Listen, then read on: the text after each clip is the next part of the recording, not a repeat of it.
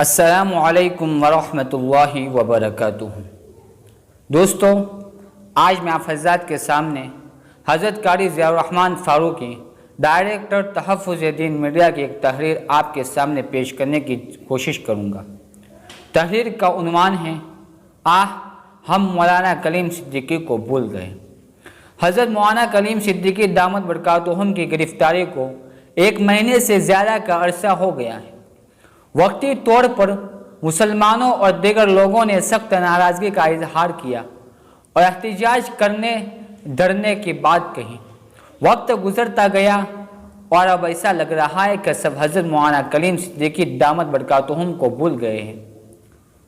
ہم یہ تو جانتے کہ انسان جب مر جاتا ہے تو اس کے دنیا سے جانے کے بعد کچھ دن سوگ منا کر غم کیا جاتا ہے، پھر دھیرے دھیرے اس انسان کو لوگ بھول جاتے ہیں۔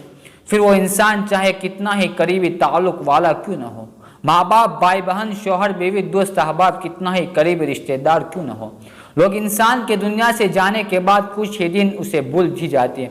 لیکن یہاں ہم کیا دیکھ رہے ہیں، بلکہ ہم کو تکلیف ہو رہی ہے یہ دیکھ کر کے مرنے کے بعد لوگ تو بھول ہی جاتے، لیکن جیتے جی یعنی انسان کی زندگی میں بھی ایسے بھول جا رہے ہیں۔ یہ بڑے افسوس کی بات ہے۔ آج ہم خود غرض ہو گئے ہیں۔ جب تک ہم خود کوئی مشکل اور پریشانی یا مصیبت میں نہیں آ جاتے تب تک ہمیں اس کا احساس ہی نہیں ہوتا۔ ایسے ہی حضرت مولانا کلیم صدیقی دامت برکاتہم کی گرفتاری کے وقت سے اب تک یہی معاملہ ہوا ہے۔ مولانا کو گرفتار کیا گیا، کچھ لوگوں نے اس پر سیاست کرنے کی کوشش کی، کچھ بہت جذبات بتائے اور سب اب ایسے خاموش ہو گئے جیسے انہیں کوئی سام سونگ گیا ہو۔ مطلب فرقہ پرستوں کو منہ توڑ جواب دینے کی بات کرنے والے اور مولانا کو فوراً رہا کرو بولنے والے، مولانا کی رہائی کے لیے روڈوں پر آ کر سخت احتجاج کی باتیں کرنے والے سب مصنوعی نکلے۔ جب ہمارا تعلق ہی مصنوعی ہے سب سے تو پھر ایسے ہی بس یہی ہوگا۔ حالانکہ ہونا تو یہ چاہیے تھا کہ لوگ ایسا احتجاج کرتے کہ دنیا دیکھتی رہ جاتی۔ آخر ایک عالم دین، وہ بھی ایسے چوٹی کے عالم دین جس نے صرف محبت اور امن پھیلانے کا کام کیا ہے، اس کے لیے ہم اپنے گھروں سے نہیں نکل سکے۔ ایسا ہونا چاہیے تھا کہ شاہین باغ کی طرح ہر علاقے میں کلیم باغ قائم کر دیا جاتا، ملک میں کلیم باغ قائم کر کے ملک گیر احتجاج کیا جاتا، اور جب تک مولانا کی رہائی نہیں ہو جاتی تب تک احتجاج جاری رہتا۔ لیکن ایسا نہیں ہوا، نہ ہم ایسا کر سکتے ہیں، کیونکہ ہمیں کسی سے کوئی مطلب ہی نہیں۔ اس قوم پر بس اللہ ہی رحم کرے۔ ہم بس آپس اختلاف میں الجھے ہوئے ہیں۔ ہمیں آپس میں اپنی طاقت کا مظاہرہ کرنا بھی آتا ہے، اپنوں سے لڑنا، ان سے مقابلہ کرنا، ان کے خلاف ہر حد سے تجاوز کرنا آتا ہے۔ لیکن جب فرقہ پرستوں سے مقابلہ کی بات آئے گی تو سب اپنے گھروں میں چھپ کر بیٹھ جاتے ہیں۔ یہی ہر جگہ اور تقریباً سبھی کا یہی المیہ ہے۔ ہر کوئی سیاست کرتا ہے اور مصنوعی یعنی بناوٹی تعلقات رکھتا ہے۔ بڑے بڑے علماء کرام کے ساتھ اسی طرح کی سیاست کی جا رہی ہے، اور ہماری زبان اور ہماری طاقت خاموش ہے اور تماشائی بنی ہوئی ہے۔ آخر ہم کب ہوش کے ناخن لیں گے؟ آخر ہم کب حق کی آواز کو بلند کرنے والے بنیں گے؟ آخر کس وقت کے انتظار میں ہیں ہم؟ ہمارے پاس بڑی بڑی جماعتیں، بڑی بڑی تنظیمیں، بڑے بڑے ادارے صرف نام کے رہ گئے۔ بس کچھ فوٹو کھنچوائے، 10-20 لوگوں کو لے کر احتجاج کر کے 2-4 تصویریں لے کر اخبارات اور سوشل میڈیا پر ڈال دو، بس ہمارا کام ہو گیا۔ کیا اس کے لیے تنظیمیں، جماعتیں اور ادارے بنائے ہیں؟ فرقہ پرستوں کو معلوم ہے کہ زیادہ سے زیادہ یہ کیا کر سکتے ہیں، فوٹو کھنچوا کے تھوڑا دکھاوا احتجاج کریں گے، اس سے زیادہ ہمارے اور ہمارے اداروں کی حیثیت اور مقام نہیں ہے۔ مجھے پتا ہے کہ آپ کو تکلیف ضرور ہوتی ہوگی میرے بات سن کر، لیکن یہی حقیقت ہے۔ مانو یا نہ مانو، ہم نے اپنی شبیہ ایسی بنا دی کہ ہم خود اس کے ذمہ دار ہیں۔ ہم کیا فرقہ پرستوں سے مقابلہ کریں گے؟ ہماری صفوں میں اتحاد نہیں ہے، ہم ہی ایک دوسرے کے دشمن بنے ہوئے ہیں۔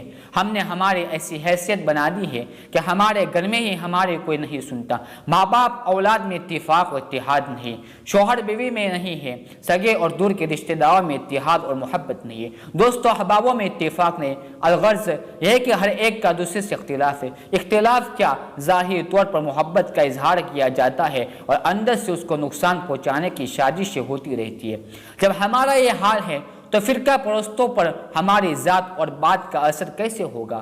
ہم وہی بات سننا اور دیکھنا چاہتے ہیں جو ہمارے مزاج اور پسند کی ہو۔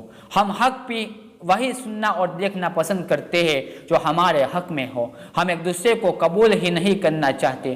ہر کوئی نام کا بڑا بنا ہوا ہے۔ ہمارے دل ایسے ہیں، بالکل گندے بن چکے ہیں۔ ہمارے چہرے بناوٹی مسکراہٹ لے کر چلتے ہیں۔ میرے عزیزو، اب بھی وقت ہے، اپنے آپ کو بدلو۔ ہمارے بڑے جو ہمارا اور دین کا اصل سرمایہ تھے، ہمارے اکابرین علماء کرام لاک ڈاؤن اور کورونا مہاماری کے درمیان ہم سے رخصت ہو گئے ہیں، اور یہ سلسلہ اب بھی جاری ہے۔ یہی وہ بڑے بڑے علماء کرام اور قائدین ہیں جن کی وجہ سے ہم فرقہ پرستوں کے سامنے ہمت کر سکتے، لیکن ہم کو اس کا ذرا برابر بھی احساس نہیں ہے۔ سب ہم سے دھیرے دھیرے رخصت ہوتے جا رہے ہیں۔ اب وقت آ گیا ہے کہ ہر ایک اپنی اپنی ذمہ داری سمجھ کر آگے آئے اور آپس میں پیار و محبت، اتحاد پیدا کرنے کی کوشش کرے۔ یقیناً یہ آسان نہیں ہوگا، لیکن اتنا مشکل بھی نہیں ہے۔ تھوڑی سی کوشش اور مجاہدہ کے بعد یقیناً آپ خود تبدیلی محسوس کریں گے۔ اس لیے ہمارے جو قائدین علماء کرام کو گرفتار کیا جا رہا ہے، جو جیلوں میں ہے، ان کے لیے ہمیں آواز اٹھانا ہوگا، اور یہ آواز صرف وقتی نہیں ہونی چاہیے۔ خصوصاً اس وقت حضرت مولانا کلیم صدیقی دامت برکاتہم کے لیے کوشش کرنے کی ضرورت ہے۔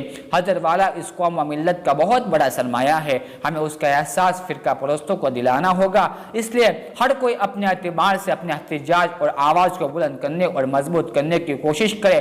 ہم کسی کے انتظار میں نہ رہے، ہم جو کر سکتے وہ کرے۔ انشاءاللہ وہ دن دور نہیں جب فرقہ پرست ہم پر ہاتھ ڈالنے سے پہلے 1000 مرتبہ سوچے گا۔ اور ماضی میں یہ ہو چکا ہے، لیکن اس وقت ہم نے اپنے ہاتھوں سے اپنی شبیہ خراب کی ہے۔ واپس ہمیں اپنی شبیہ کو اچھی اور بہتر بنانے کی کوشش کرنی ہے۔ اللہ ضرور ہماری مدد کریں گے۔ آخر میں آپ والا سے دعاؤں کی درخواست کرتا ہوں، اپنی مخصوص عبادتوں کے اندر اپنی عبادتوں کو مضبوط کرے، اپنے اعمال کو مضبوط کرے، اور اپنی ہر دعا کے اندر حضرت مولانا کلیم صدیقی صاحب کی باعزت بری کے لیے، رہائی کے لیے خصوصاً دعا کرے، اور اپنی مقبول دعاؤں میں ناچیز فقیر کو بھی یاد رکھے۔ ناظرین، ہمیں ٹویٹر پر فالو کرنا نہ بھولے، اور ہمارے چینل کو سبسکرائب ضرور کر دے، اور گھنٹی کے بٹن کو دبانا نہ بھولے تاکہ ہر آنے والی نئی ویڈیو آپ کی اسکرین پر آتی رہے۔ جزاکم اللہ خیر الجزا۔